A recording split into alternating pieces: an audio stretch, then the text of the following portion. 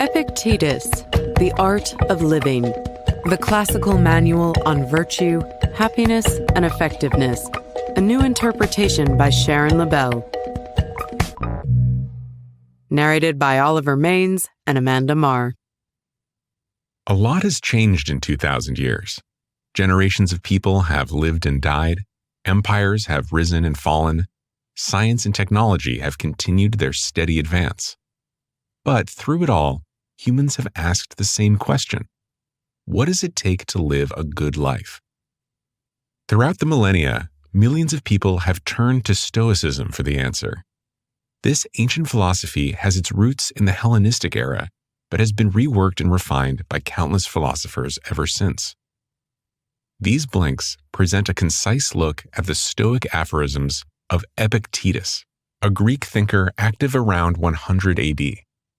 Drawing upon surviving fragments of his lectures, this manual for life argues that virtue comes from self-discipline and calm detachment in the face of life's difficulties.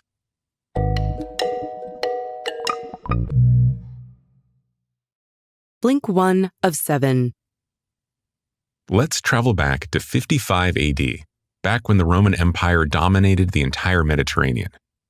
In the small city of Hierapolis, in what's now central Turkey, a boy was born into slavery. His name was Epictetus. From a young age, Epictetus showed an unusually sharp mind. In fact, his intellect was so promising that he was sent to Rome to study under the renowned philosopher Gaius Musonius Rufus. There, after years of hard work, he began teaching pupils of his own.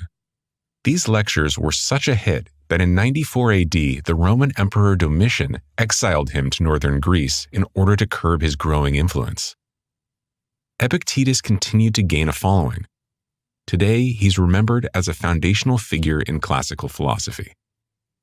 The key message here is, Epictetus rose from humble roots to become a leading Stoic philosopher. Epictetus followed a philosophy known as Stoicism. He and his fellow Stoics believed that philosophy shouldn't be about airy and abstract debates, but should help people navigate the vagaries of everyday life. Through his teachings, Epictetus aimed to provide practical guidance for living a life filled with happiness, tranquility, and a deep sense of personal satisfaction. Like many philosophers of his time, Epictetus avoided writing. Rather than create long, dense texts, he delivered his thoughts by engaging the public directly through lectures and debates. Luckily, a devoted pupil and historian named Flavius Arrian transcribed many of his teachings into 2 volumes known as the Discourses. These were later summarized into the Enchiridion, or the Manual. In accordance with Epictetus's philosophy, these works were written to be entertaining and accessible to everyday people. Enchiridion was even formatted like a military manual, which were popular texts at the time, and distilled the essence of Stoic thinking down to a series of short observations and adages. While only portions of these texts survive, they were wildly popular throughout the Roman Empire, and soldiers were known to carry copies of Enchiridion into battle. Epictetus even found a follower in the Roman Emperor Marcus Aurelius. Aurelius carefully studied Epictetus's teachings and used his Stoic philosophy as the basis for his own work, Meditations.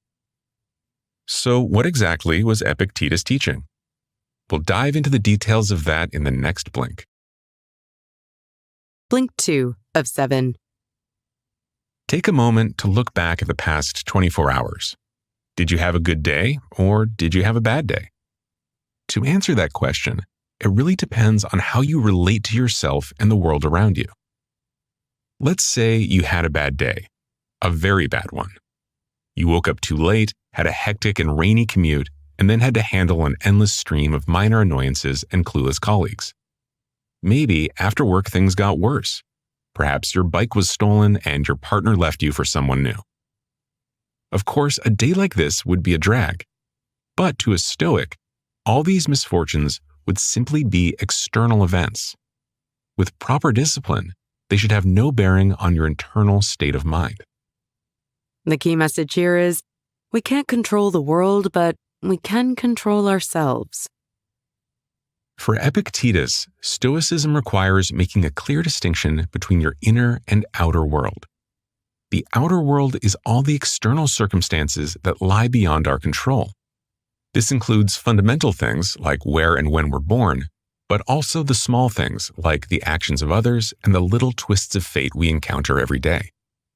The inner world, on the other hand, is ourselves, our thoughts, feelings, and reactions. For Stoics, happiness comes when we stop trying to control the outer world and focus on the internal instead. Our impulse to control the world comes in two forms. We desire what we think is good, and we avoid what we consider bad. But often, these things are out of our hands. We may seek status or wealth while steering clear of pain and adversity, yet they arrive whether we want them to or not. To avoid despair, Stoicism encourages us to accept the world as it actually is and adjust our emotions accordingly. For instance, death is inevitable.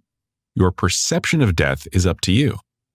If you view death as terrifying, you will live your life with endless angst.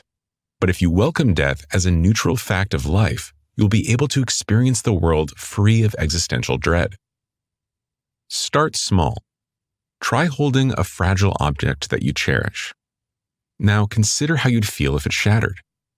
You could let this minor tragedy tear you up inside, or you could see it as a minor setback and be thankful you had the object for as long as you did. The choice is yours. Blink 3 of 7.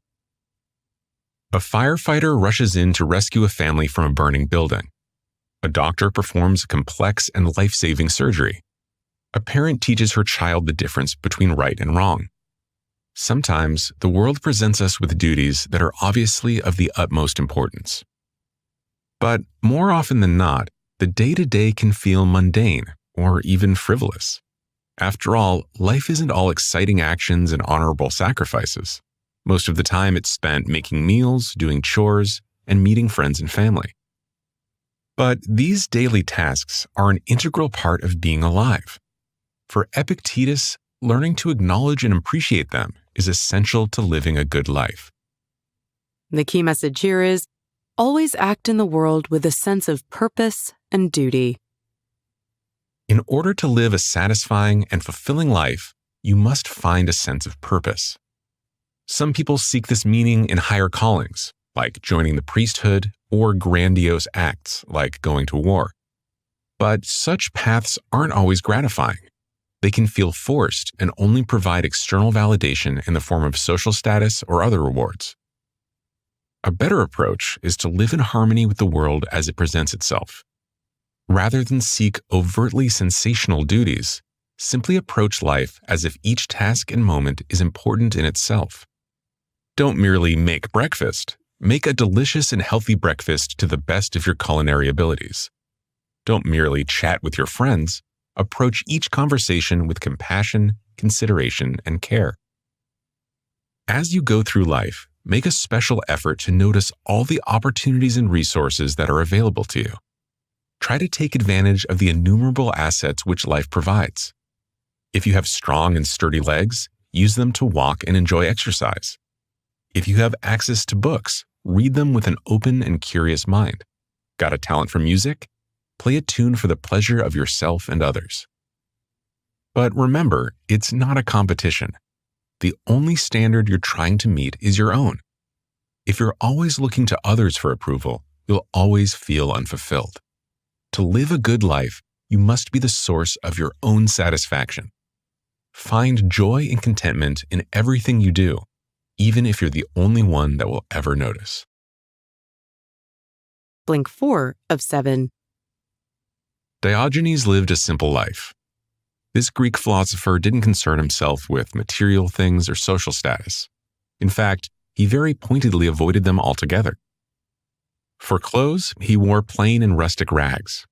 For a home, he chose a barrel in the town square. And for meals, he merely ate whatever was handed to him. Yet, despite these meager conditions, Diogenes was happy. Does this mean that all good Stoics should forsake every creature comfort and live a life of poverty? Not necessarily. Diogenes lived a principled lifestyle that suited his unique person. He didn't want more than he needed, and he didn't seek more than he wanted. His happiness came from within. The key message here is cultivate inner tranquility by living free of outside influence. There's a common misconception that freedom is the ability to have and do whatever you want, whenever you want. But this version of freedom relies on constant consumption and a lifestyle with no responsibilities. This ideal is unrealistic, and seeking it will leave you nothing but disappointment. True freedom comes from living in accordance with the world around you. The best way to achieve this freedom is to view life as a grand banquet. At a banquet table, you sit and chat with the people who happen to be nearby. As serving plates are passed around, you may snack on what comes your way, but you pass the dishes along when the time comes. In this way, you enjoy whatever food and conversation the circumstances allow without desiring any more or less. Of course, just as with banquets, in life, other people are always present. Here again, you mustn't let their actions and opinions dictate your internal state. There's always a temptation to blame others for your circumstances, or even worse, let the approval of others dictate your behaviors. But your feelings and actions are yours alone. Own them and find a way to steer them towards ends that satisfy your desires. The goal is to have your moods unmoved by chance and your actions free from the influence of peer pressure. This serene aloofness is only possible through discipline, will, and self-mastery. It can't be achieved overnight. But if you approach the learning process with steady patience, you'll slowly develop the necessary character. Blink 5 of 7. Imagine you want to compete in the Olympic Games. What's more, you want to do more than just compete. You want to win. It's an admirable goal. But before you can take home the gold, consider the steps you must take to earn it. First, you must take on a rigorous fitness regime. You must start each morning with an elaborate stretching routine and fill each afternoon with hours of calisthenics and weightlifting. Next, you must eat a healthy diet and give up wine. Finally, you must remain strictly focused on your goal. Until you win, nothing else can matter. Given this assessment, do you still want to compete? Very well. Do your best. Your success is completely up to you. The key message here is decide on your goals and pursue them with dogged determination. For Stoics, one of the most important questions is, who do you want to be? Many people don't have a solid answer, so they float through life without a clear direction or objective. But having this kind of unmoored existence leaves you vulnerable to outside influence.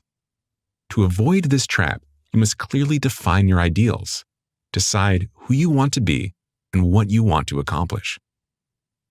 Still, having a goal is just the first step.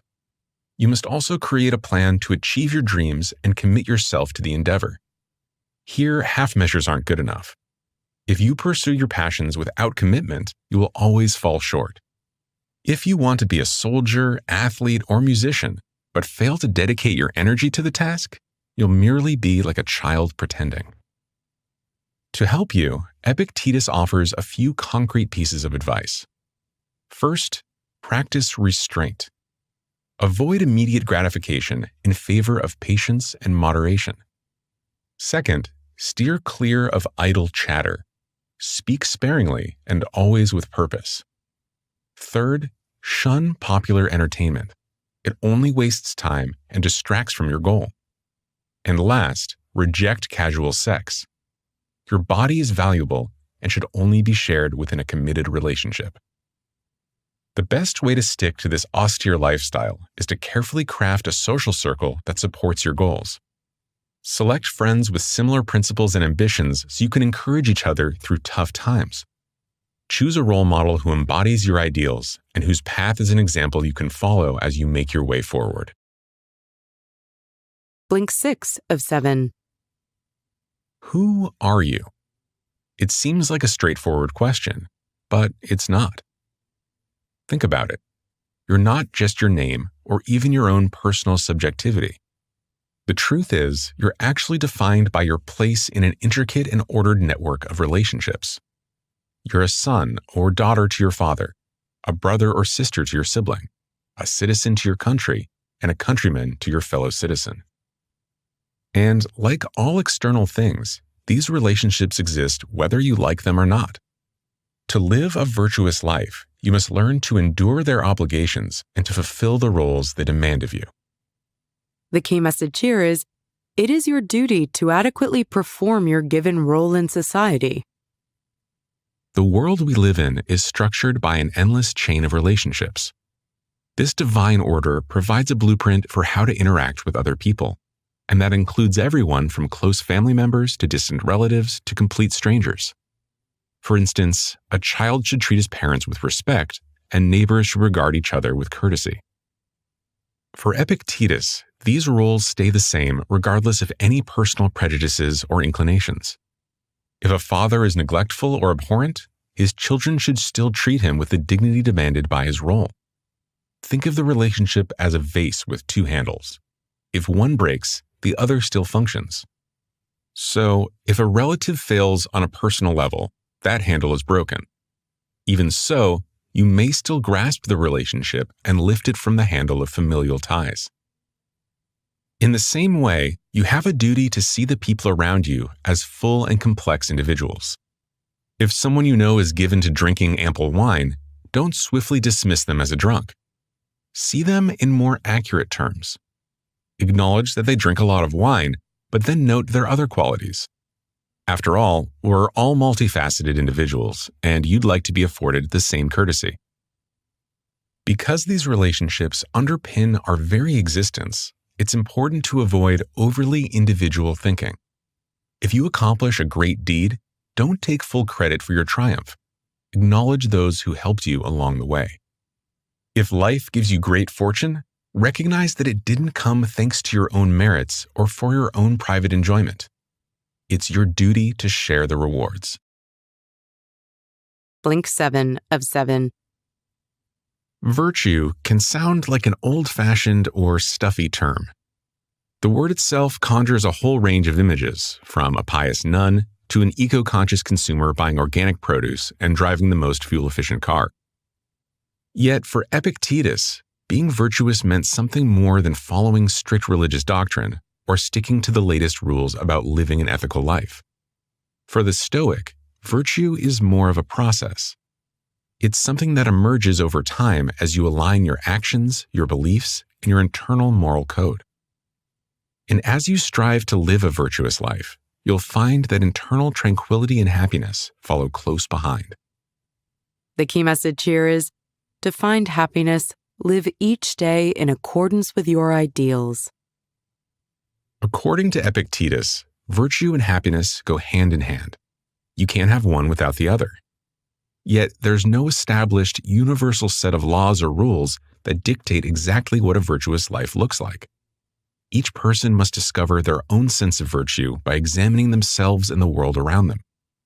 For Stoics like Epictetus, the true purpose of philosophy is to help in this quest for wisdom. To begin searching for the roots of virtue, approach the world with a sense of humble wonder. All too often, we assume that we understand much more than we actually do. Rather than learn about the world, we continuously fall back on our academic education or socially ingrained understandings of common sense. While these sources of knowledge are useful, they sometimes prevent us from seeing reality clearly or being truly introspective. To live virtuously, you must think deeply about what matters most to you. This means setting aside society's expectations about success and distancing yourself from the opinions of those around you. At first, you may only have a few strong ideas. Maybe you want to help others, think clearly, and always forgive people. Trust these moral intuitions and let them guide your actions. Each day, live your life in accordance with these principles. Over time, your internal desires will come to align with these ideals, and your everyday behaviors will reflect your beliefs. It might be difficult at first, but it is a process. Just as walking every day makes you a better walker, striving for virtue every day will bring you closer to a virtuous life. You've just listened to our blinks to The Art of Living by Epictetus. The key thing to remember from these blinks is that Epictetus was a pivotal figure in founding the Stoic school of philosophy. His teachings, collected by students in the form of short aphorisms, present a practical guide to living a satisfying life. According to Epictetus, happiness comes from within. Good Stoics should remain detached from the external world and focus on mastering their own feelings and emotions. Living a virtuous life means sticking to your moral code and fulfilling your duties to society, regardless of the circumstances around you.